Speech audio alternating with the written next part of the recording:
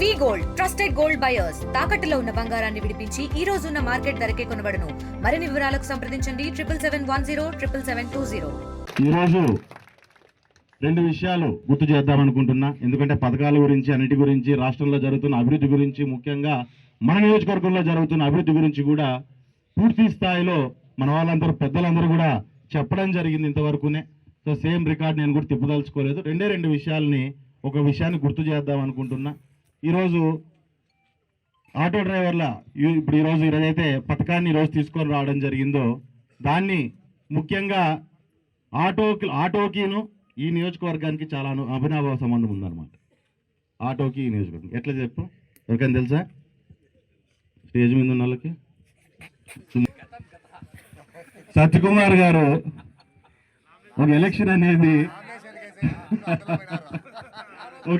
అనేది ఎంత ముఖ్యమైన ఎలక్షన్లో మనం హామీలని లేకుంటే జెండాలు కట్టని లేకుంటే గుర్తులు చూపిని మన ఓట్లను సమీకరణ చేసుకొని ఎన్ని చేసుకున్నా కానీ నామినేషన్ అనేది చాలా ముఖ్యమైన ఘట్టం అనమాట.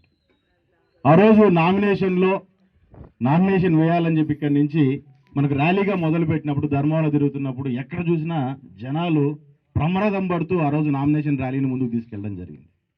అంతమంది జనాల్లో వాస్తవంగా చెప్పాలంటే ర్యాలీ చివరికి వచ్చేటప్పటికి మేము అనుకున్న సమయం కంటే కూడా గంటన్నర డిలే అయిపోయింది. కానీ 2 గంటల సేపు పైన డిలే అయినట్లుంది. నామినేషన్కి టైం అయిపోతుంది. ఎట్లా చేయాలరా అని ఆలోచన చేసుకుని టక్కని దిగంగానే ఆయన ఎవరో దేవుడు మాదిరి ఆటో టక్కని తీసుకొచ్చి నిలబెట్టా. ఆయన ఎవరో పాపం ఆ రోజు నుంచి మళ్ళీ నాకు కలిసేదానికి అవకాశం రాలేదు.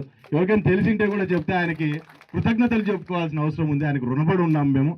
టక్కన ఆటో వచ్చి నిలబెడితేనే ఆటోలో ఎక్కి అదే ఆటోలో ఆర్టీఓ ఆఫీసుకు పోయి అక్కడ నామినేషన్ వేసిన పరిస్థితి. వాస్తవంగా చెప్పాలంటే ఈ రాష్ట్రంలో ఎక్కడే అటువంటి సంఘటన నాకు తెలిసి ఎక్కడ ఎదురైండదు.